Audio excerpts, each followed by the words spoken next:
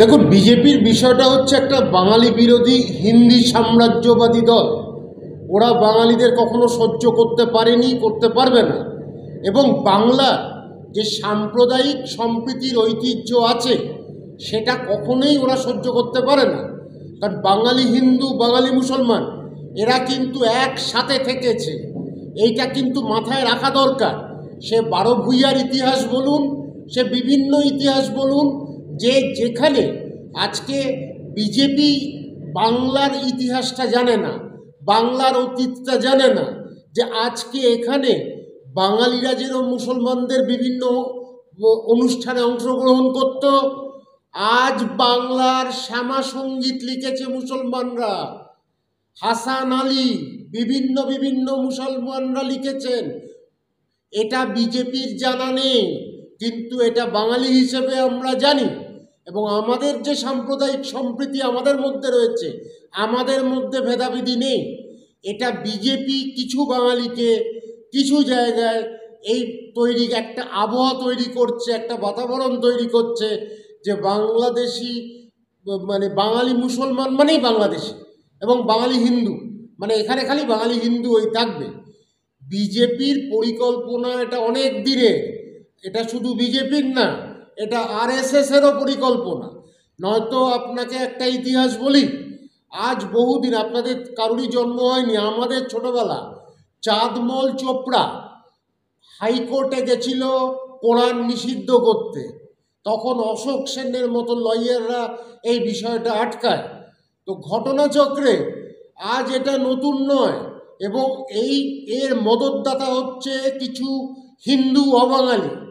এটা কিন্তু খুব স্পষ্ট করে বলছি, হিন্দু অবাঙালিরা তারা চাইছে তাদের কিন্তু বহিরাগত যারা অবাঙালি ভাষী মুসলমান তাদের সাথে ব্যবসা করতে কোনো অসুবিধা হচ্ছে না, কিন্তু ব্যবসা স্থল থেকে বেরিয়ে তারা বাঙালি হিন্দু আর বাঙালি মুসলমানদের মধ্যে একটা ভেদাভেদি করছে, যাতে বাঙালিরা শেষ হয়ে যেতে পারে, তারা ব্যবসা করতে পারে। তো এই জায়গায় বিজেপি কিন্তু এই পরিকল্পনা কখনো সফল হবে না। কারণ বাঙালিদের শিক্ষা আছে, বাঙালিদের যোগ্যতা আছে, আরেক ধর্মের বাঙালিকে নিয়ে থাকার, বাসস্থান কাছাকাছি হওয়ার, খাদ্যের একটা মিল, সব কিছুই বাঙালিরা কখনো বাঙালি হিন্দু বাঙালি মুসলমানদের মধ্যে আগেও ভেদাভেদি যেটা ছিল খুব অল্প যে কিছু সামান্য জায়গায়, এখনও সামান্য জায়গায়, কিন্তু আজকে মুর্শিদাবাদ থেকে শুরু করে মোথাবাড়ি থেকে শুরু করে বিভিন্ন জায়গায় একটা অস্থির অশান্ত পরিবেশ তৈরি করে সেই ভেদাভেদিটা যাতে আরও ত্বরান্বিত হয় সেই ব্যবস্থা বিজেপি করছে। এবং যেই কারণেই বিজেপি উড়িষ্যাতে, গুজরাটে যেখানেই বিজেপি সরকার আছে সেখানেই বাঙালিদের ওপর অত্যাচার, সেটা কিন্তু খুব সুন্দরভাবে তারা কাজ করে যাচ্ছে, নিপুণভাবে ওখানে গরিব বাঙালিকে তাড়াচ্ছে। তো আমার বক্তব্য, এটা বেশি দিন হবে না। আমরা একটা কথা পরিষ্কার বলে দিই, আমি জাতীয় বাংলা পরিষদের সভাপতি, আমি একটা কথা খুব স্পষ্ট বলছি, এখানে আমরা গুজরাটিদের ব্যবসা 7 দিন বন্ধ করে দেবো? এখানে অনেক উড়িষ্যার ডাক্তার আছে, ইঞ্জিনিয়ার আছে, মিস্ত্রি আছে, তাদের 7 দিন কাজটা বন্ধ করে দেবো? তো তারা পেরে উঠবে তো? এই কথাগুলো বাঙালি বলেনি, এবার বাঙালির বলার সময় এসছে। আমি আবার বলছি, বাংলায় সাম্প্রদায়িক সম্প্রীতি থাকবে, চিরস্থায়ী। এটাকে কেউ ভাঙতে পারবে না, এত সহজে ভাঙা যাবে না। হাতিয়ার করে কি বাংলায় ক্ষমতায় আসার পরিকল্পনা? তো বিজেপি তো দাঙ্গা ছাড়া আর কি করে?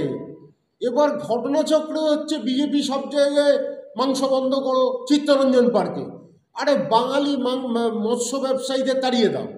এখানে মীনা দেবী পুরোহিত মাছের কথা বলছে, আসল জায়গাটা কেউ ধরতে পারেনি। এই মীনা দেবী পুরোহিত সাধারণ বাঙালি হিন্দু বাঙালি মুসলমান দুজনেই মাছের ব্যবসার সাথে জড়িত।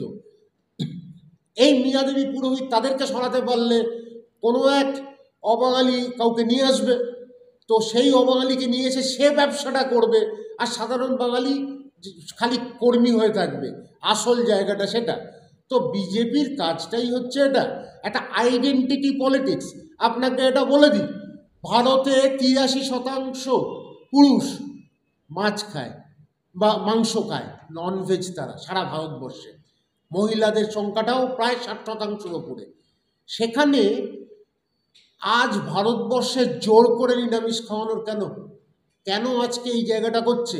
বম্বেতে সঞ্জয় নিরুপম, তিনি মাঝে মাঝেই দল পাল্টান, একসময় বিভিন্ন দলে উনি থাকেন, তিনিও নবরাত্রির সময় মাংস বিক্রি করা যাবে না।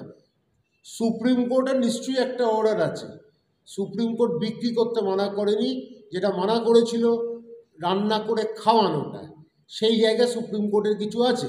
কিন্তু আমার বক্তব্য, যেখানে অফিসিয়াল লাইসেন্সের দোকান আছে যার, তাকে তুমি ওখানে আঘাত করছো কেন?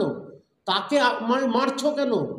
সেই কারণে আন্দোলনটা বাংলাতেও ছড়াতে চাইছে, যাতে সবাই নিরামিষ খায় না। এত কারুর শখ হয়নি।